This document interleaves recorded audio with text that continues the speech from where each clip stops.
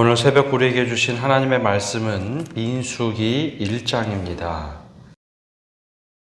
민수기 제1장.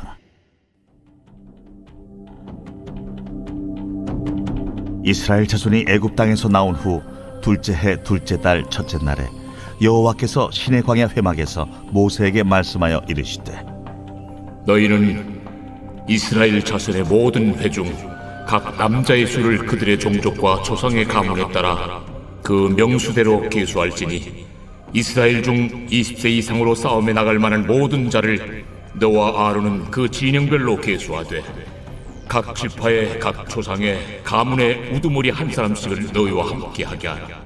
너희와 함께 설 사람들의 이름은 이러하니 루벤 지파에서는 스데올의 아들 엘리술이요, 시몬 지파에서는 수리사떼의 아들 술루멜이요, 유다 지파에서는 암미나답의 아들 나손이요, 이사갈 지파에서는 수아의 아들 느다넬이요, 스불론 지파에서는 헬론의 아들 엘리압이요, 요셉의 자손들 중 에브라임 지파에서는 암미우스의 아들 엘리사마요, 므낫세 지파에서는 부다술의 아들 가말리엘이요, 베냐민 지파에서는 기드오니의 아들 아비단이요, 단 지파에서는 암미사떼의 아들 아히에셀이요, 아셀 지파에서는 오그란의 아들 바기엘이요, 갓 지파에서는 두엘의 아들 엘리아삽이요, 납달리 지파에서는 에난의 아들 아히라인이라 하시니 그들은 회중에서 부름을 받은 자요 그 조상 지파의 지휘관으로서 이스라엘 종족들의 우두머리라. 모세와 아론이 지명된 이 사람들을 데리고 둘째 달 첫째 날에 온 회중을 모으니 그들이 각 종족과 조상의 가문에 따라 20세 이상인 남자의 이름을 자기 계통별로 신고하매, 여호와께서 모세에게 명령하신 대로 그가 시내 광야에서 그들을 계수하였더라. 이스라엘의 장자 루벤의 아들들에게서 난 자를 그들의 종족과 조상의 가문에 따라 20세 이상으로 싸움에 나갈 만한 각 남자를 그 명수대로 다 계수하니 루벤 지파에서 계수된 자는 46,500명이었더라. 시몬의 아들들에게서 난 자를 그들의 종족과 조상의 가문에 따라 20세 이상으로 싸움에 나갈 만한 각 남자를 그 명수대로 다 계수하니 시몬 지파에서 계수된 자는 59,300명이었더라. 갓의 아들들에게서 난 자를 그들의 종족과 조상의 가문에 따라 20세 이상으로 싸움에 나갈 만한 자를 그 명수대로 다 계수하니 갓 지파에서 계수된 자는 45,650명이었더라. 유다의 아들들에게서 난 자를 그들의 종족과 조상의 가문에 따라 20세 이상으로 싸움에 나갈 만한 자를 그 명수대로 다 계수하니 유다 지파에서 계수된 자는 74,600명이었더라. 이사갈의 아들들에게서 난 자를 그들의 종족과 조상의 가문에 따라 20세 이상으로 싸움에 나갈 만한 자를 그 명수대로 다 계수하니 이사갈 지파에서 계수된 자는 54,400명이었더라. 스불론의 아들들에게서 난 자를 그들의 종족과 조상의 가문에 따라 20세 이상으로 싸움에 나갈 만한 자를 그 명수대로 다 계수하니 스불론 지파에서 계수된 자는 57,400명이었더라. 요셉의 아들 에브라임의 아들들에게서 난 자를 그들의 종족과 조상의 가문에 따라 20세 이상으로 싸움에 나갈 만한 자를 그 명수대로 다 계수하니 에브라임 지파에서 계수된 자는 45,000명이었더라. 므낫세의 아들들에게서 난 자를 그들의 종족과 조상의 가문에 따라 20세 이상으로 싸움에 나갈 만한 자를 그 명수대로 다 계수하니 므낫세 지파에서 계수된 자는 32,200명이었더라. 베냐민의 아들들에게서 난 자를 그들의 종족과 조상의 가문에 따라 20세 이상으로 싸움에 나갈 만한 자를 그 명수대로 다 계수하니 베냐민 지파에서 계수된 자는 35,400명이었더라. 단의 아들들에게서 난 자를 그들의 종족과 조상의 가문에 따라 20세 이상으로 싸움에 나갈 만한 자를 그 명수대로 다 계수하니 단 지파에서 계수된 자는 62,700명이었더라. 아셀의 아들들에게서 난 자를 그들의 종족과 조상의 가문에 따라 20세 이상으로 싸움에 나갈 만한 자를 그 명수대로 다 계수하니 아셀 지파에서 계수된 자는 41,500명이었더라. 납달리의 아들들에게서 난 자를 그들의 종족과 조상의 가문에 따라 20세 이상으로 싸움에 나갈 만한 자를 그 명수대로 다 계수하니 납달리 지파에서 계수된 자는 53,400명이었더라. 이 계수함을 받은 자는 모세와 아론과 각기 이스라엘 조상의 가문을 대표한 12지휘관이 계수하였더라. 이같이 이스라엘 자손이 그 조상의 가문을 따라 20세 이상으로 싸움에 나갈 만한 이스라엘 자손이 다 계수되었으니 계수된 자의 총계는 60만 3,550명이었더라.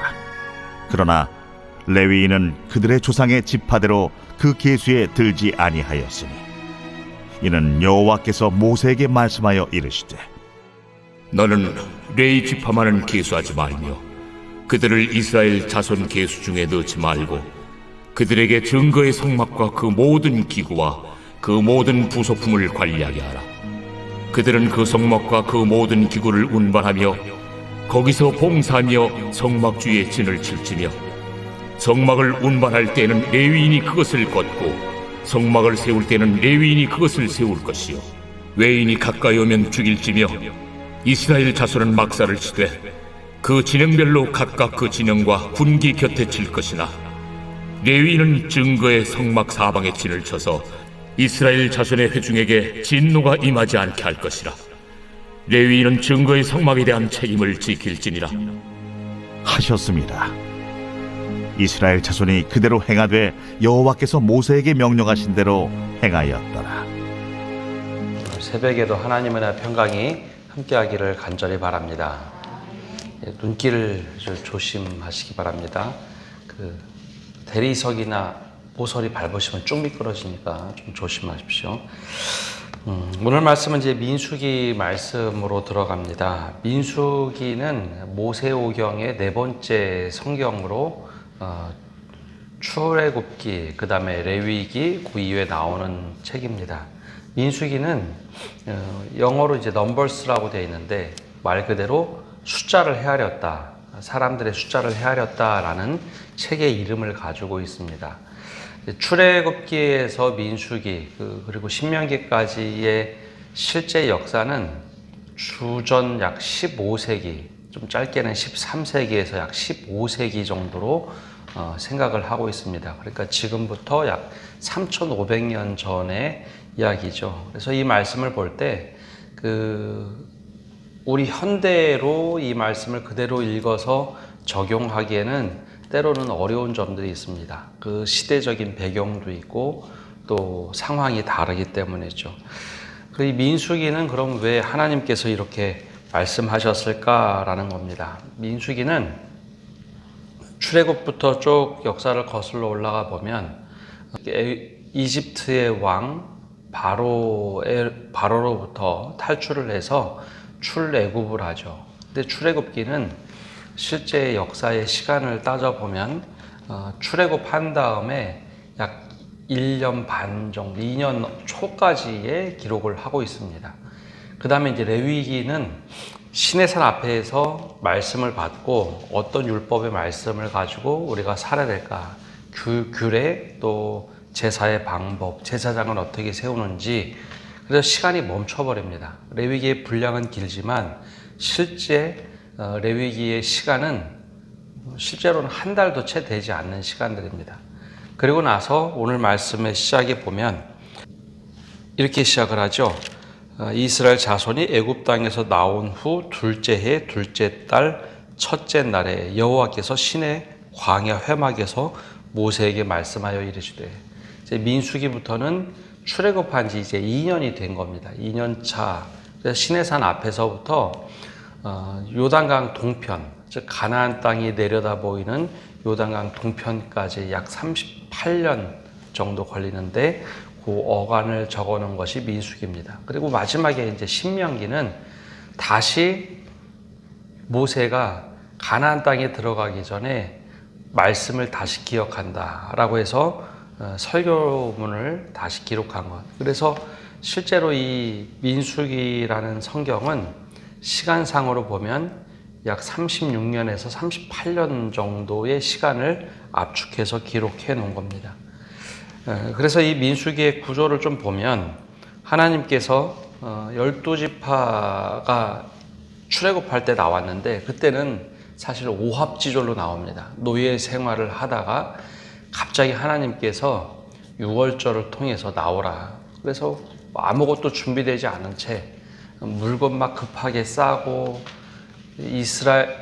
이집트 백성들이 귀족들이 야 이제 지긋지긋하니까 10가지 재앙을 통해서 막 재난을 받으니까 지긋지긋하니까 너희들 빨리 나가라. 막 물건도 주고 보석도 주고 해서 급하게 무교병을 싸들고 나와서 출애굽을 하죠. 그때는 오합지졸로 나와서 아무것도 하지 못하던 사람들이었습니다. 그래서 출애굽기 다시 떠올려 보면 홍해 앞바다 갔을 때 모든 백성들이 뭐 전쟁할 줄도 모르고 막 원망만 합니다. 우리가 모세가 우리를 속여서 여기까지 와서 애굽 군대에게 다 죽게 됐다고. 홍해 바다를 건넌 다음에 그때부터 이제 조금 정신을 차리고 출애굽을 하게 되죠. 근데 그때 계속해서 초창기에 불평불만만 합니다. 먹을 것 없다, 마실 것 없다, 우리 광야에서 굶어 죽겠다, 옷도 없다, 뭐 계속 불평불명하는 내용이 이제 출애굽기 초반에 이렇게 등장을 합니다. 그래서 레위기의 그 제사법이나 모든 규례들을 다 배운 다음에 하나님께서 이스라엘 백성 모세와 아론을 다시 부릅니다. 너희들 이제 광야 생활을 하려면 정비를 하고 전쟁도 해야 되는데 숫자를 좀 헤아려 봐라. 너희가 전쟁을 하려면, 싸움을 하려면 조직된 사람들을 갖춰야 하는데 너희가 어떻게 해야 되는지. 그래서 제일 먼저 사람들의 숫자를 헤아리도록 하죠. 이것은 철저하게 하나님의 명령이었습니다. 그래서 숫자를 헤아리고 정비를 하고 각 지파별로 임무는 어떻게 해야 될지. 그래서 민수기 1장에서 9장까지는 12지파의 사람들이 어떻게 구성이 됐으며, 그리고 12지파가 이동할 때는 어떻게 이동하고, 성막을 중심으로 모인다면 어떻게 진영을 갖춰서 사람들이 살아야 될지, 그리고 레위인들의 직무에 대해서 1장에서 9장까지 이야기합니다. 그리고 나서 이제 10장에 보면 갑자기 이제 시내산에서 출발하는 모습은 나오는데 13장쯤에 가면은 이스라엘 백성들이 이미 요단강 동편 쪽에 이제 거의 다다르는 과정의 이야기가 나옵니다. 그래서 38년 어간의 이야기를 속속들이 다 자세하게 기록한 것이 아니라 그 광야 생활은 매일매일 일상이 비슷하기 때문에 건너뛰어서 이제 가나안 땅이 내려다 보일 수 있을 만한 곳 가데스 바네아에 머물면서 정탐꾼 보내는 내용이 나오죠. 그래서 13장, 14장에 정탐꾼 보내는 내용, 그 다음에 그 여정 속에서 어떤 일들이 있었는지, 고라 자손의 반역에 대한 이야기. 그래서 이 10장에서 20장까지는 광야 생활 속에서 어떤 일이 일어났는지를 기록하고, 마지막 21장에서 36장까지, 물론 끝까지 나오긴 하지만 21장에서 36장까지는 요단 동쪽에 머물러서 저 모압 땅 체류하면서 가나안 땅에 어떻게 들어갈 것인지 그 이야기를 담고 있습니다. 그래서 민수기 전체는 사람들의 숫자를 헤아리는 것부터 광야 생활 마지막까지의 내용들을 담고 있습니다. 그래서 크게 세 부분으로 이렇게 나눠져 있습니다.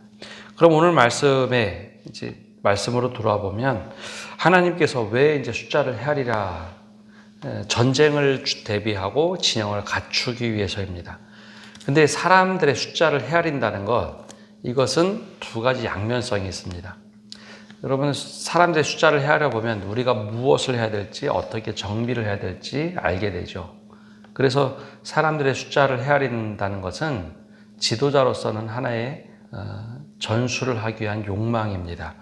그래서 근데 민수기의 말씀을 보면 사람들의 숫자를 모세가 직접 내가 이제는 좀 정비를 해야겠다, 그래서 헤아린 것이 아니라 하나님의 명령에 따라서 사람들을 계수합니다. 그래서 2절에 보면 너희는 이스라엘 자손의 모든 회중 각 남자의 수를 그들의 종족과 조상의 가문에 따라 그 명수대로 계수할지니 이스라엘 중 20세 이상으로 싸움에 나갈 만한 모든 자를 너와 아론은 그 진영별로 계수하되.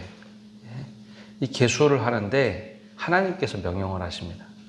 근데 이게 언제 또 한번 문제가 크게 불거지냐 하면 출애굽 마칠 때도 역시 하나님께서 말씀하시는데 다윗 시대에 다윗은 그리고 솔로몬 시대 스스로 사람들을 계수하려고 합니다. 그래서 하나님께서 크게 화를 내시죠.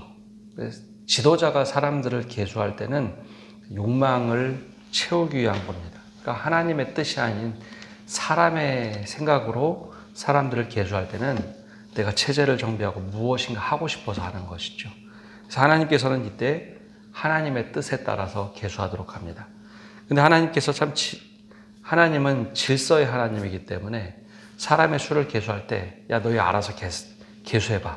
그러면 사람들이 다 계수할 것 같은데 못합니다. 그래서 제일 먼저 하나님께서 뭐를 요구하셨냐면, 야, 지파별로 너희의 대표될 만한 사람이 누군지 우선 우두머리를 세우라 라고 말씀하시죠. 그래서 4절에 보면 이렇게 먼저 세웁니다. 각 지파의 각 조상의 가문에 우두머리 한 사람씩을 너희와 함께하게 하라. 우선 지도자를 각 지파에서 한 사람을 세웁니다. 그래서 5절에서 18절까지 보면 먼저 대표의 한 사람 우두머리를 세웁니다. 그래야 진영이 갖춰집니다. 그렇지 않고 그냥 알아서 해봐라 그러면 다수결로 지파별로 난리가 나겠죠. 근데 그렇게 하지 않고 한 사람의 지도자를 세우게 합니다. 그래서 이 말씀대로 질서 있게 사람을 세우죠. 그 다음부터 20절부터 46절까지 각 지파별로 이제 사람들을 계수합니다.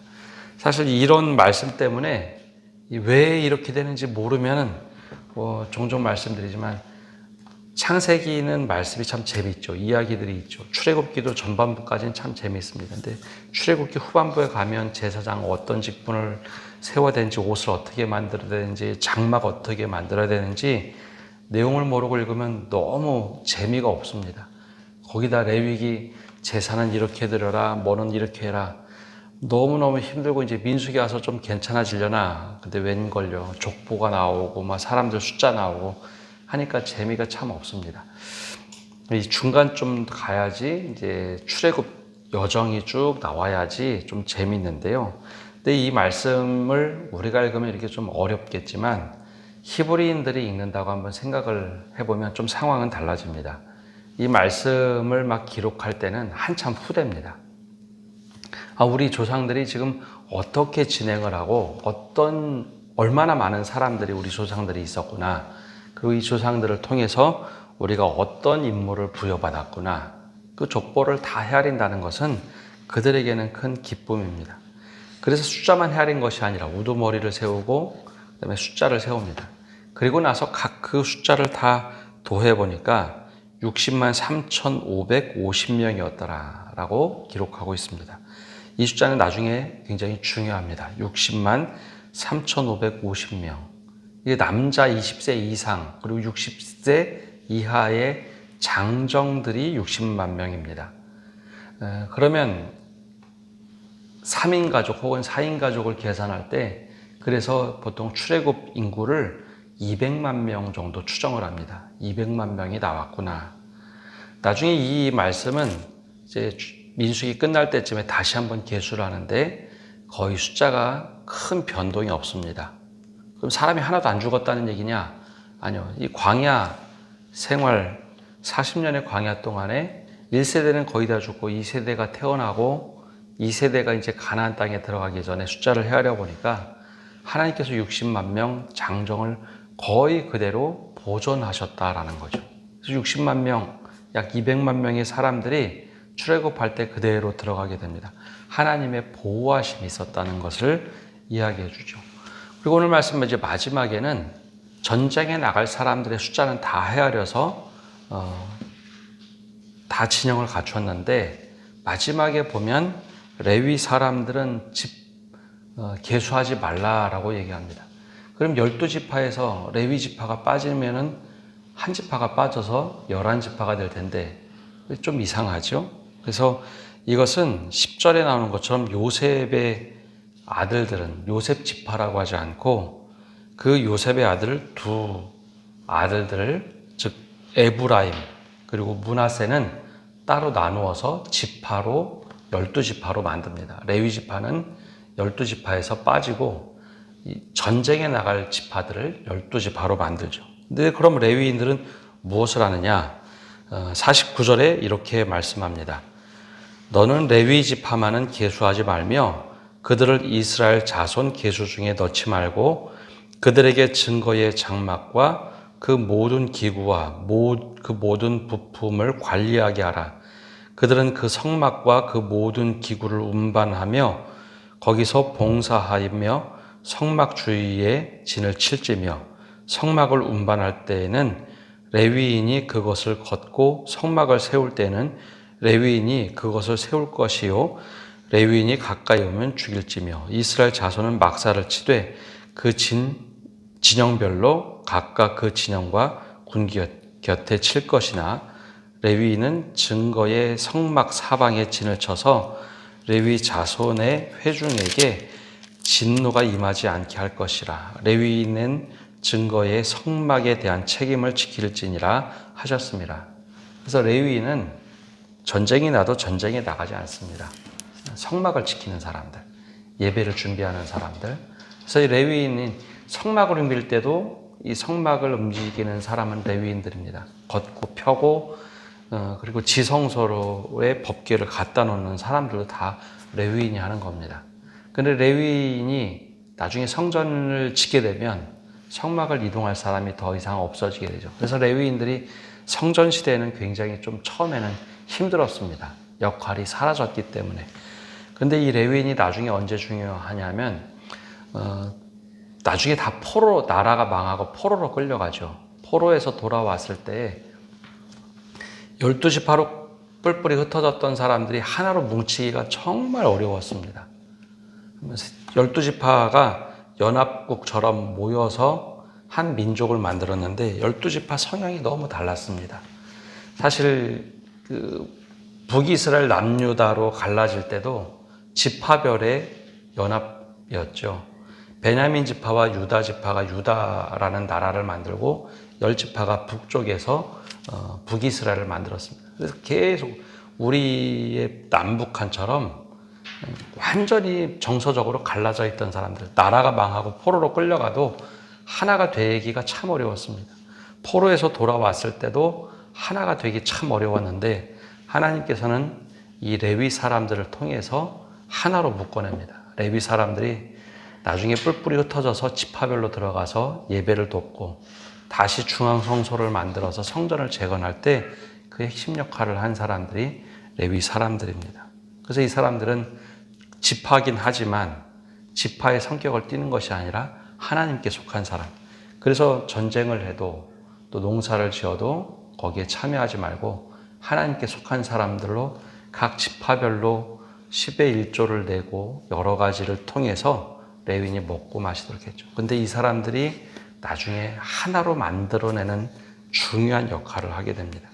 우리가 말씀을 오늘 보면서 숫자를 헤아린다는 것, 그것은 우리에겐 되게 욕망이지만 그것을 절제하고 하나님께서는 이스라엘 백성들의 진영의 숫자를 헤아리도록 해서 잘 준비된 출애굽을 하도록 하셨다는 겁니다. 그리고 질서 있게 우두머리를 세우도록 하는 것. 또 더 나아가서 레위 사람들은 철저하게 하나님께 속한 사람들로 살아가라. 지금도 우리가 이 말씀의 원리들을 좀 잘 적용할 때 우리는 좀 어떻게 살아야 될까 좀 깨닫게 됩니다. 오늘 한 날도 이 말씀에 붙잡혀서 또 말씀을 잘 적응하며 살아가시는 성도 여러분 되시기를 바랍니다. 기도하겠습니다. 하나님, 오늘도 저희가 주님 앞에 나와서 말씀을 듣고 나갑니다. 수천 년 전에 이스라엘 백성들을 인도하실 때 질서로 인도하시고 또 그들이 예배를 드리도록 또 레위 지파를 구분하여 하셨던 주님, 우리도 지금도 레위인들처럼 때로는 우리가 구별되어서 하나님께 찬양도 드리고 구별되어서 하나님께 예배할 수 있는 사람들이 되게 하시고 특별히 예배를 돕는 모든 사람들이 레위 지파처럼 늘 마음의 준비가 된 예배 준비 또 마음의 준비가 된 예배를 드릴 수 있도록 은혜 내려 주옵소서. 오늘 한날도 우리와 함께 하시며 우리를 지켜 보호하여 주시고 또 눈길에 또 안전하게 지켜주시고 또 독감과 감기가 돌고 있는데 주님께서 건강 또한 지켜주시옵소서. 예수님의 이름으로 기도합니다. 아멘.